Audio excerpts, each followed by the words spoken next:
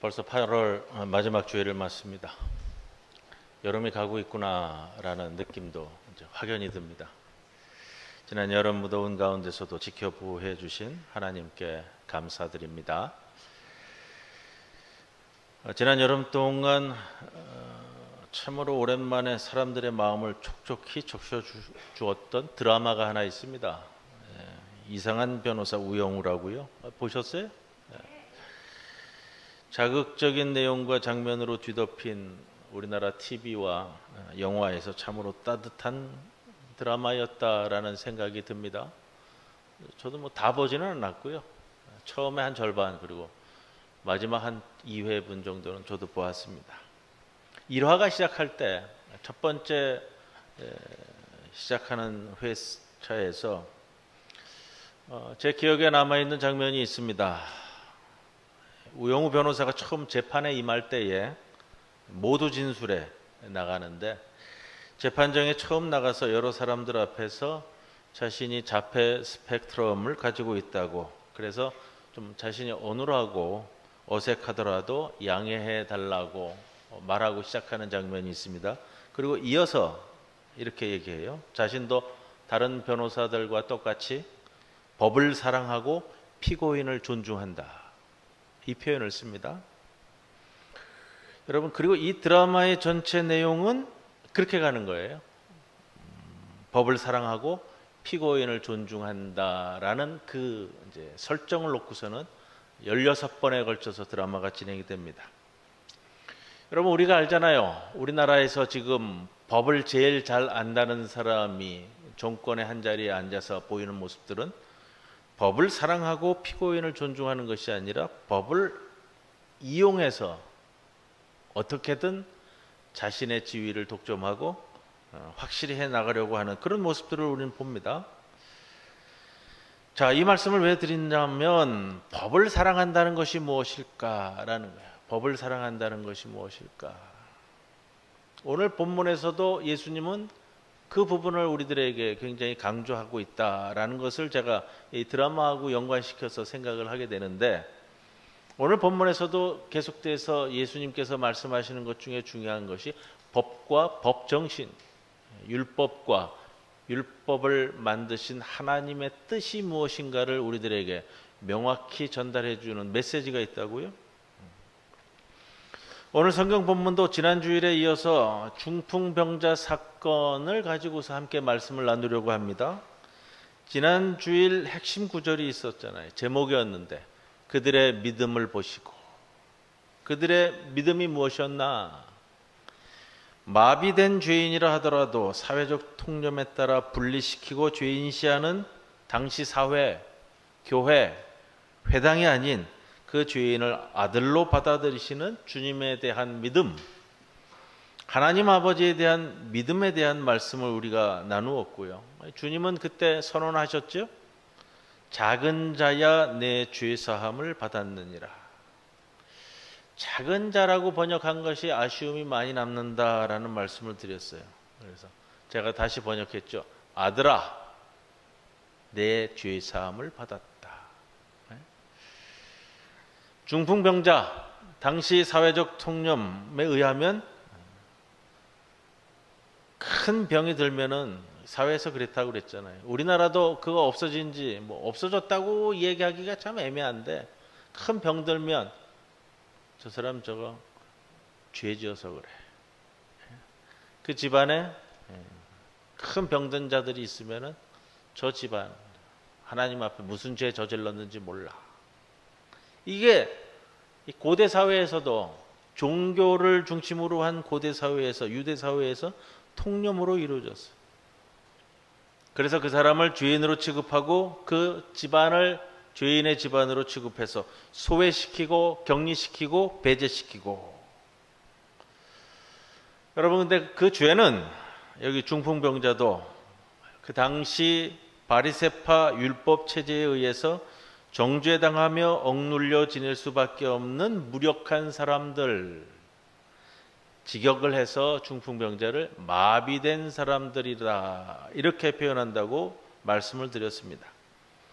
사회적 현실과 그 현실 속에서 억눌리고 마비된 사람들을 오늘 본문은 중풍병자로 표하고 있다라는 겁니다. 죄인으로 정죄당해 사회적으로 운신의 폭이 제약되고 따라서 제 힘으로는 어쩔 수 없는 무력한 사람들이 중풍병자가 아니냐. 그렇게 여기서 주님이 이렇게 말씀하십니다. 5절 말씀에 아들아 내 죄 사함을 받았느니라. 우리 주님이 왜 이렇게 말씀을 하실까? 병든 삶을 치유하려면 그들을 얽매고 있는 율법적 속박에서 해방돼야 되기 때문에 죄의 용서를 선언하는 것은 너무나 당연한 겁니다. 죄의 용서 없이 율법에 얽매인 삶은 치유될 수 없기 때문입니다.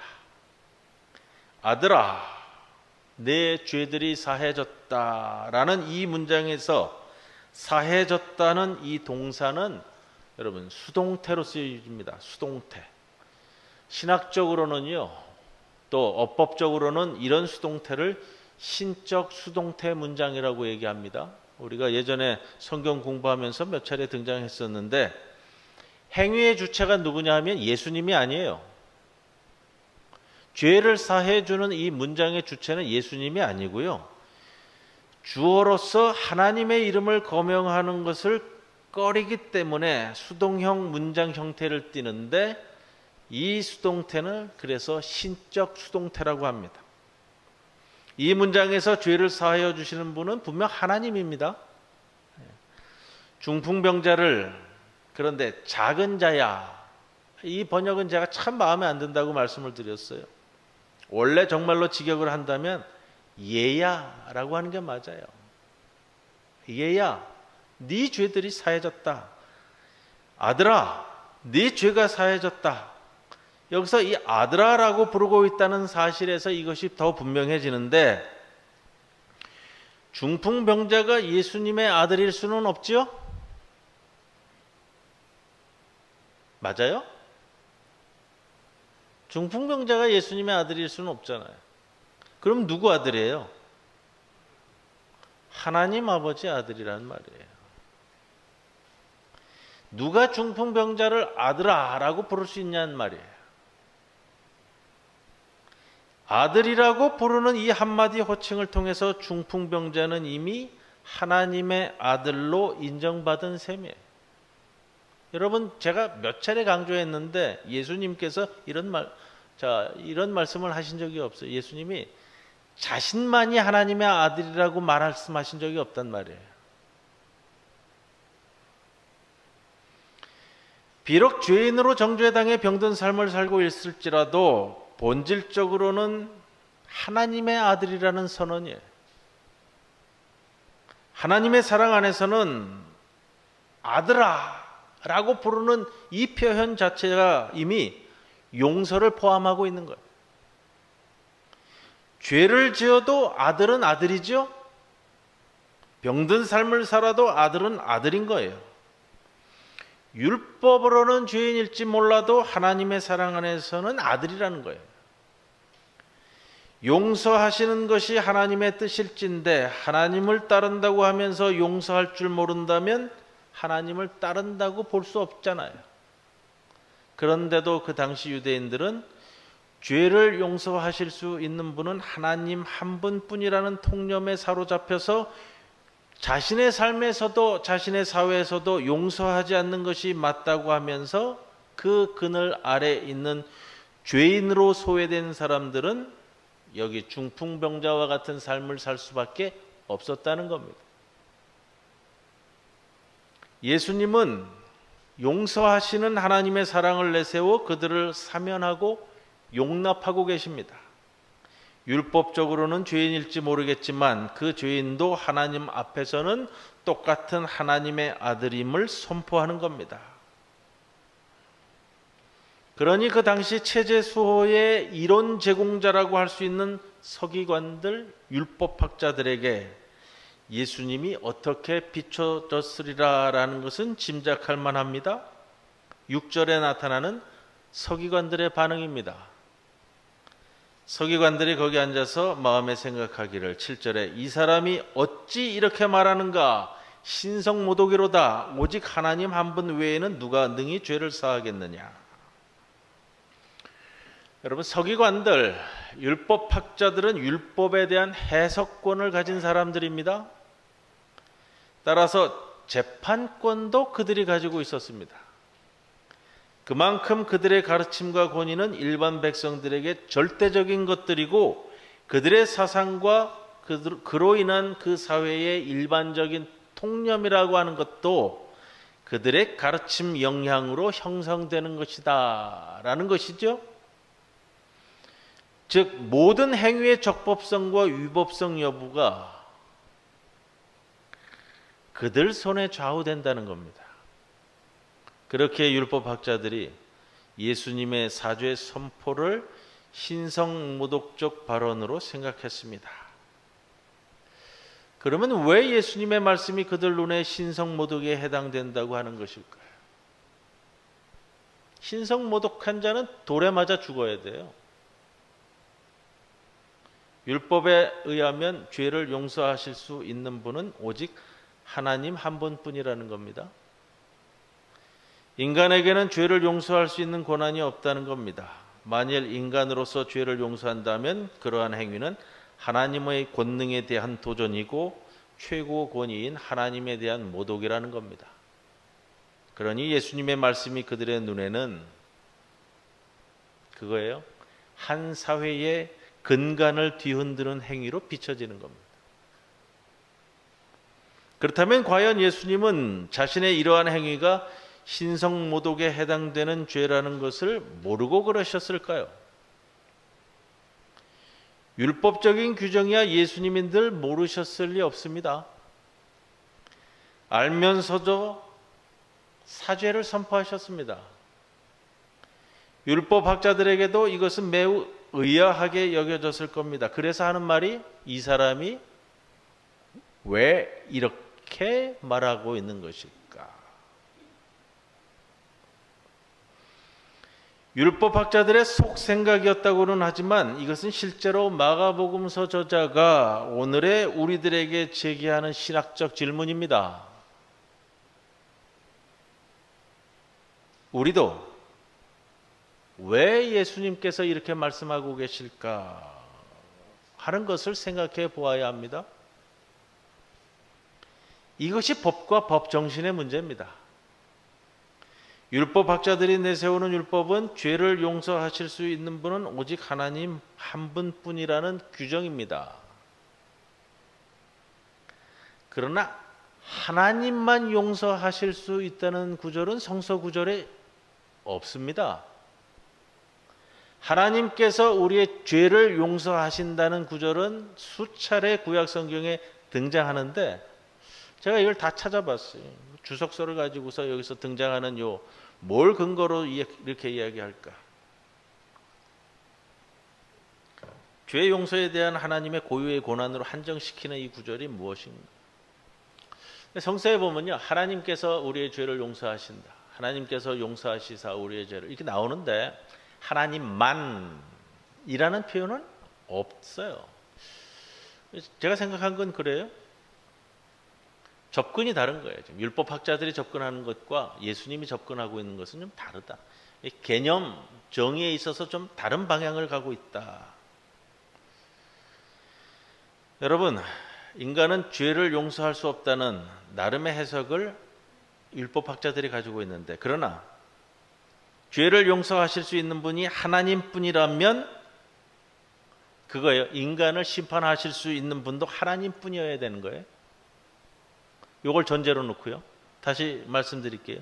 죄를 용서하실 수 있는 분이 하나님뿐이라면 인간을 재단하거나 심판하실 수 있는 분도 오로지 하나님 한 분뿐이라는 거예요.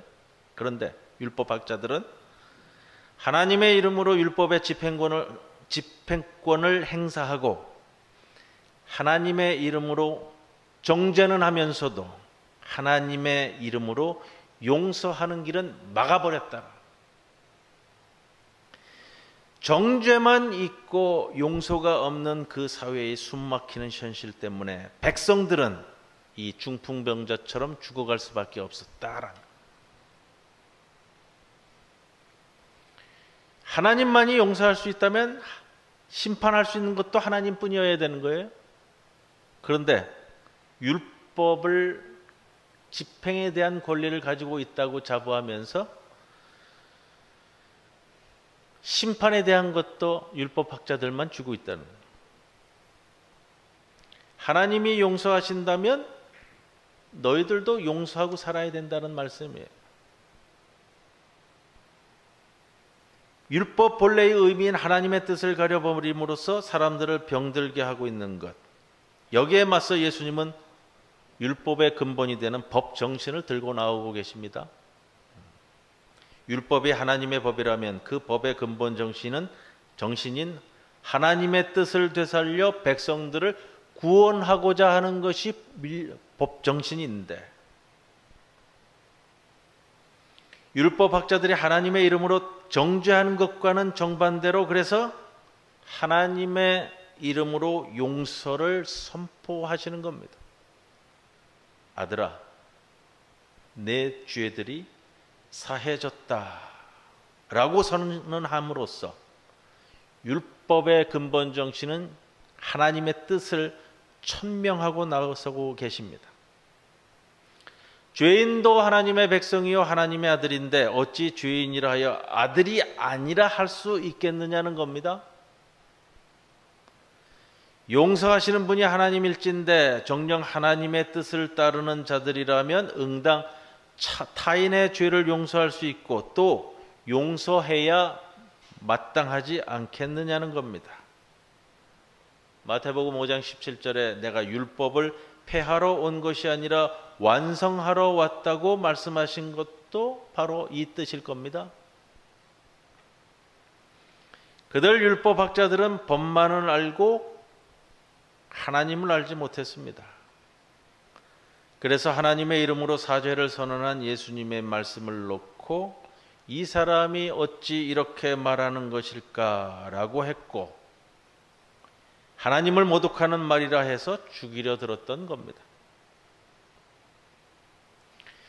그러나 예수님은 죄를 사하시는 권세가 하나님에게만 있는 것이 아니라 사람에게도 있다는 것을 말씀하시고자 합니다. 10절에 이것은 인자가 땅에서 죄들을 사하는 권능을 가지고 있다는 것을 너희로 알게 하기 위함이다.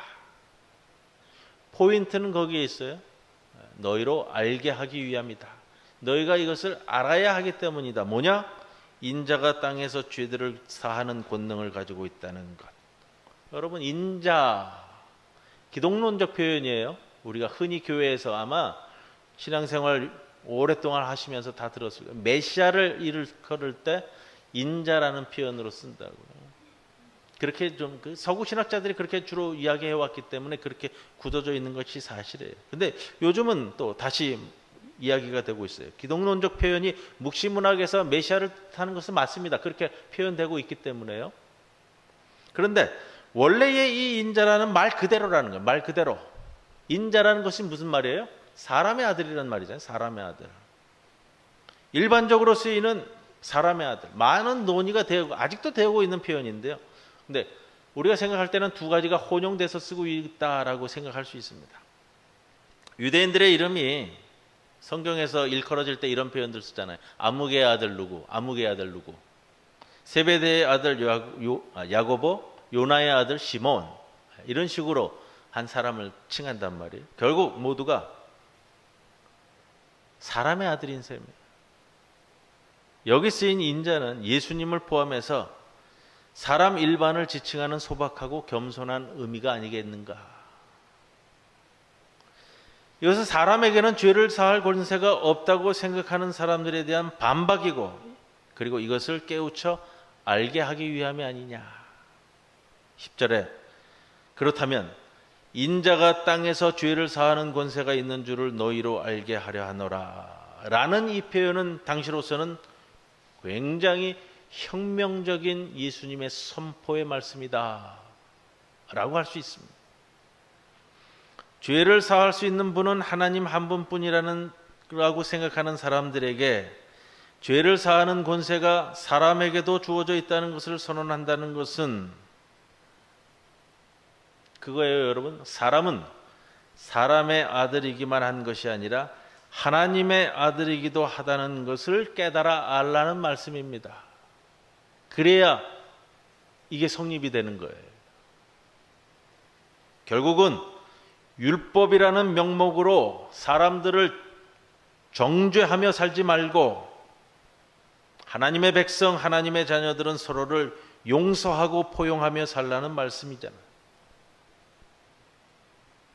마침내 예수께서는 죄를 사할 권세를 가진 인자, 즉 하나님의 아들로서 중풍병자에게 말씀하십니다. 11절에 일어나라, 내 침상을 치우라, 그리고 집으로 돌아가라. 여러분, 사죄라는 것은요, 어디까지나 말로 되어지는 1차적으로는 선포입니다. 선포. 그런데 말만으로 중풍병자의 죄가 실제로 사해졌는지 사해지지 않았는지는 확인할 길이 없습니다. 속담에 이런 말 있잖아요. 개꼬리 3년 지나도 황모되기 어렵다. 죄사함은 받았습니다. 그런데 그 삶이 변화되지 않고 예전과 다름없다면 그러한 사죄는 한낱 말로만 끝나게 될 겁니다. 우리가 나병 환자 이야기에서 그 말씀 드렸어요. 1장 40절 이하의 나병 환자 이야기에서 나병 환자를 깨끗하게 사죄하신 후에 깨끗하게 하셨다 그랬어요. 예수님이 그에게 마지막에 말씀하셨죠. 네가 깨끗하게 된 것을 말하지 말라고 하면서 가서 제사장에게 너 자신을 보이고 네가 깨끗해진 데 대해서 모세가 명한 예물을 드려 사람들에게 증거를 삼으라 하신 말씀과 맥을 같이 하는 겁니다. 이 사죄의 선포는 나 이제 사죄함을 받았다, 나 거듭났다, 나는 이제 깨끗해졌다라는 식으로 떠벌리고 다닐 일이 아니라는 겁니다. 그래서 말하지 말라고 하신 겁니다. 검둥개 몇 감듯이 물 한 번 찍어 바르고 흰개인 양 행세한다고 해서 검둥개가 흰개가 되는 게 아니기 때문입니다. 죄사함을 받았으면 죄사함을 받은 자답게 깨끗하게 살아야 마땅하지 않겠냐는 말씀입니다. 성결한 삶으로 자기 자신을 나타내 보일 때에 그것이야말로 죄사함을 받았다는 확실한 증거가 되지 않겠느냐라는 겁니다. 11절 말씀에 그래서 일어나 내 침상을 치우고 내 집으로 가라 라는 명령은 구체적인 너의 삶의 변화를 요구하시는 말씀입니다. 12절 말씀에 중요한 표현이 있습니다. 일어나. 12절 말씀에 우리 성경에 그가 일어났다라고 되어 있는데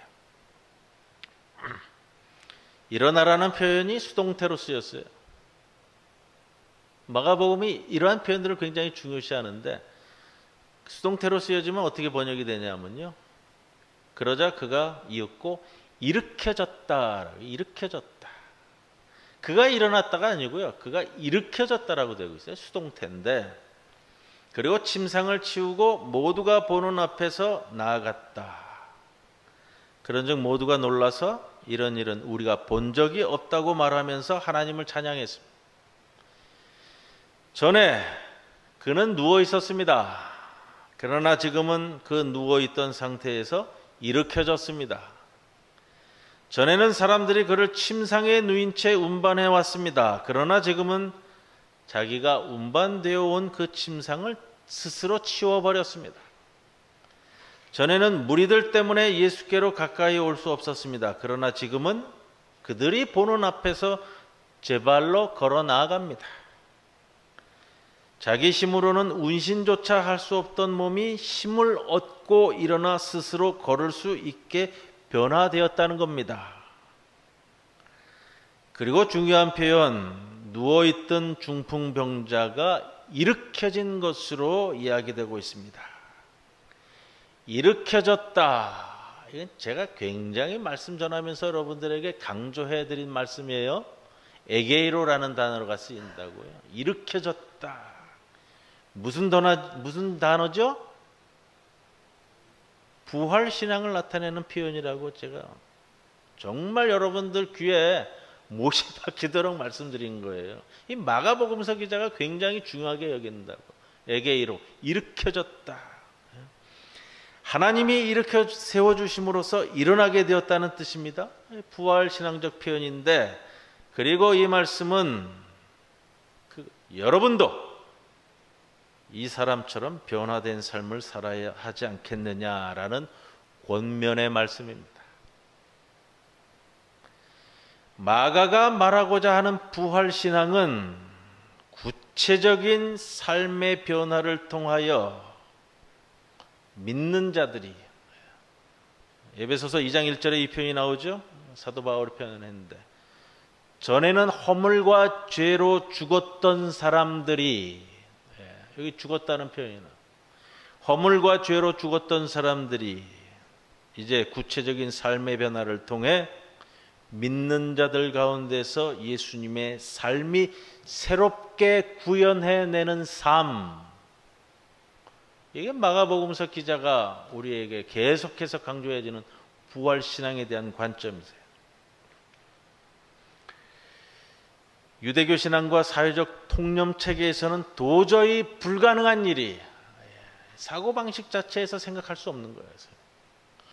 초대교회 속에서는 이 사죄, 용서, 용납, 이 새로운 말씀 선포를 통해 초대교회 공동체에서는, 유대 사회에서는 일어날 수 없는 새로운 사건들이 일어나는 것.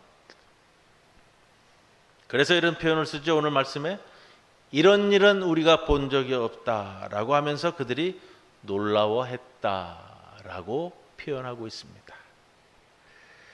자, 오늘 말씀 정리하고자 합니다. 하나님의 사랑 안에서는 죄인도 아들이라는 말입니다.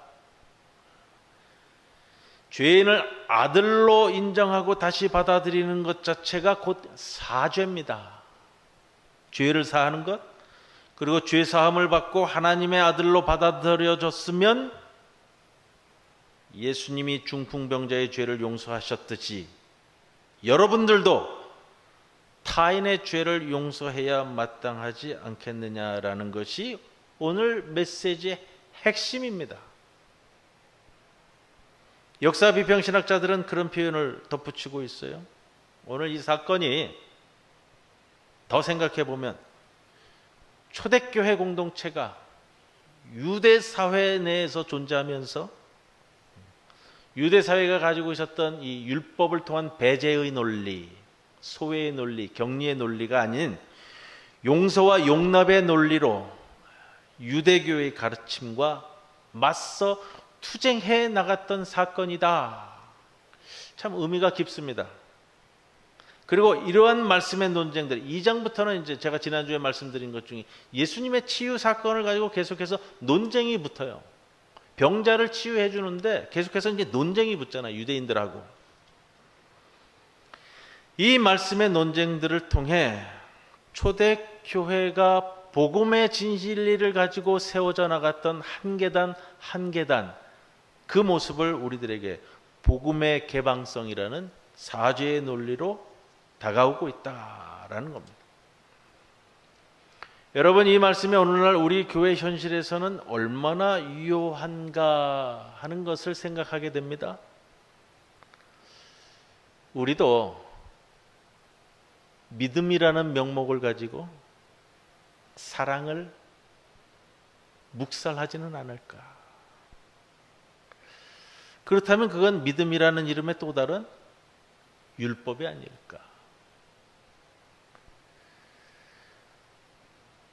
그런 생각이 들어요. 스스로 교회에서 보면 항상 그런 사람들이 존재하더라고요. 저도 이 교회 저 교회 있다 보면 성도들 가운데 그런 분들이 있어요.